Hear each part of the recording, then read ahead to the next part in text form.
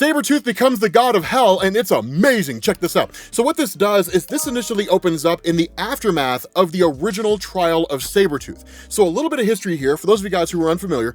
When Jonathan Hickman first took over the X-Men and the island of Krakoa became the home for any and all mutants across the world that wanted to live in a safe haven, that one of the first things Krakoa had to do was establish its security, which is to say, get rid of any and all information out there that basically deals with the weaknesses of the X-Men, how to destroy them, so on and so forth. Now, because of the fact that Sabretooth was at one point part of Team X alongside Wolverine, which was basically a Black Ops wet work team, right? They toppled governments and did all kinds of crazy things, that Sabretooth is familiar with espionage and all kinds of stuff. And so when Krakoa was established and the X-Men started resurrecting dead mutants, one of the first mutants they resurrected was Sabretooth. And the task of Sabretooth was to infiltrate damage control and steal information that was necessary for the security of Krakoa.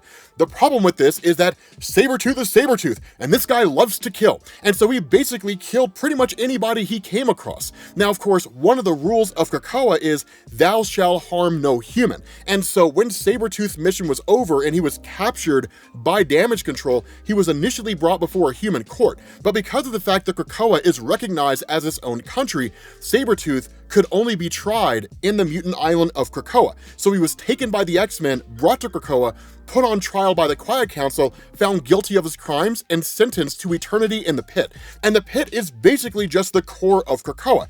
But the way this was supposed to work is Sabretooth would quite literally be strung up by vines and held in a state of suspension, where he would be aware of everything that was going on around him, but he couldn't do anything about it. It was a pretty torturous experience. The problem with this is that somewhere along the line, things seem to have changed. That what happens is Sabretooth actually just kind of emerges out in the wilderness and then just like hunts down a bear and like kills the bear. And then in the middle of this, the X-Men basically arrive. Now, this is one of the most Sabretooth moments ever, and I love the way this is done, because this reminds me of Sabretooth from like back in the 80s in Marvel Comics. Sabretooth in more recent years has felt like Scar, son of Hulk, at the end of the She-Hulk TV show, where he's supposed to be awesome, but he shows up looking like he wears Birkenstocks and like meditates and drinks vegetable powder mixed with coconut water, that kind of a thing. He's like the opposite of how awesome he's supposed to be. That's kind of how Sabretooth was. Back in the 80s, man, Sabretooth was nuts. This guy was intense. I mean, it was amazing how dark and just sadistic Sabretooth was. And so when the X-Men show up to challenge this guy, literally they're like, we have to take you in. And so initially Cyclops is the one that brings him in because Jean Grey uses her powers to shut his mind down. But Sabretooth overcomes the telepathy of Jean Grey. He in turn slashes the face off of Cyclops. I mean, like, slashes his face off, right? Skin and everything, muscles all just hanging out and everything, but like his eyes are exposed. He then grabs his head and flashes it towards the X-Men and incinerates them all on the spot. And then like Nightcrawler teleports in and like tries to rip out the heart of Sabretooth, and then Sabretooth like bites Nightcrawler's head off and then pulls Nightcrawler's hand out of his chest, which rips his heart out, but because of his healing factor, his heart just comes back. This is classic Sabretooth, man. This is 1980s Sabretooth. It's amazing.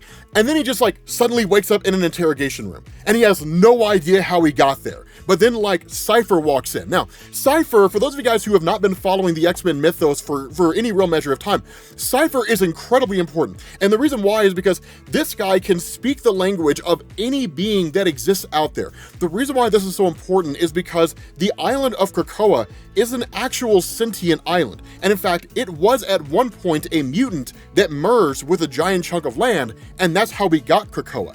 But this is cool because Cypher's kind of the go-between. Whenever the island of Krakoa is displeased with something that the X-Men is doing, Cypher communicates that on behalf of the island.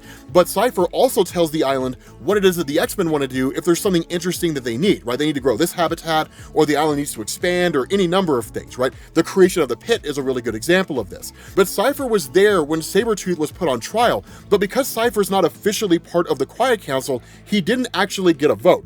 But what he says is that both he and the island of Krakoa believe that Sabretooth was judged too harshly. And in fact, he goes as far as to say, tell me how it was you were able to escape. And the response to Sabretooth is, well, if I tell you, I won't be able to do it again. And so what's funny about this is Cypher says, you can't tell me how you escaped, Because you never escaped. You're still in the pit. And so where Sabretooth like lashes out and rips the head off of Cypher, that Cypher's head keeps talking. And that's when Sabretooth realizes it really is all an illusion.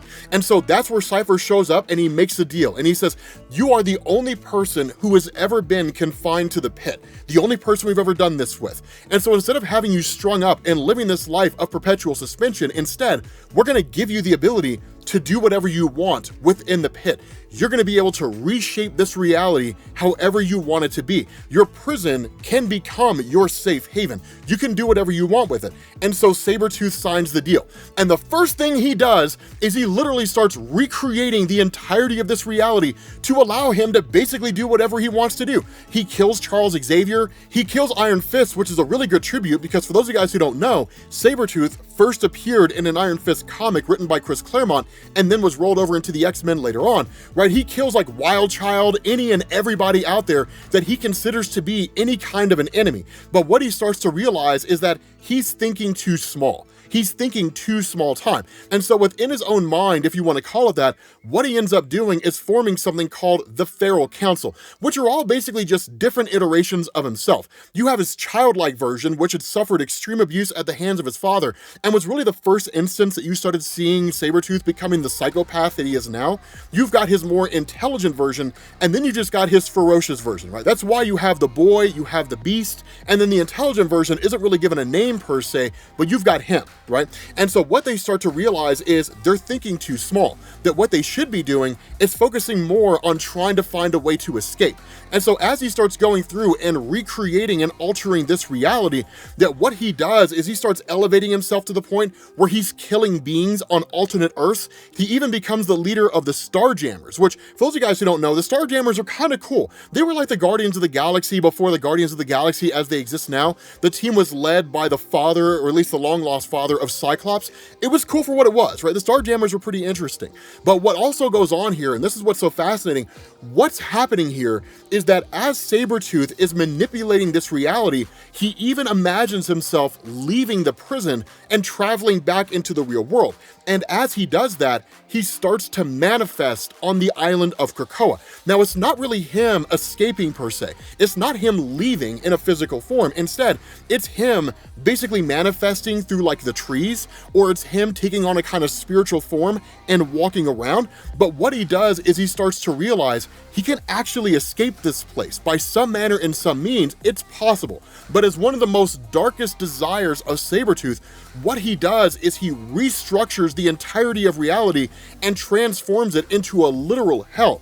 And that within this place, it is nonstop torture and torment for every single person that he despises. Magneto, Mystique, the X-Men, the whole 9 yards. He literally becomes the god of hell. It's crazy what level of power this guy has down here. Now, here's the funny thing that I also want to put out. This is really a hypothesis, but here's the thing that I want to put out.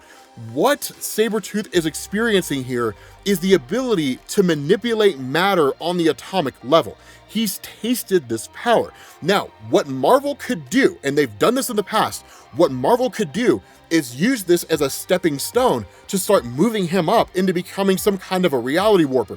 It would be a stretch, and you probably have to have quite a few stories in between, but this is how that kind of thing starts. A really good example of this is Iceman Bobby Drake, right? That Iceman was just a guy who could freeze stuff. And then you get that story with Emma Frost from back in the 1990s, I think it was, where she took over the body of Iceman and then realized he has the ability to control the core of the Earth itself, and then literally shut down the Earth, freeze the whole thing over, and kill the world. That's when Marvel elevated him to becoming an Omega level mutant. But the bigger takeaway from that is that Bobby Drake controls the movement of matter. If you can control how matter moves, you can make it move however you want to. And removing molecules from this object and putting them in that object reshapes the object. It's the ability to alter the structure of matter on the molecular level. The ability to alter reality. That's literally what Iceman could do if Marvel ever wanted to take him in that direction. This is how that kind of stuff happens. So it's really cool to see this sort of formation taking place. But while Sabretooth is here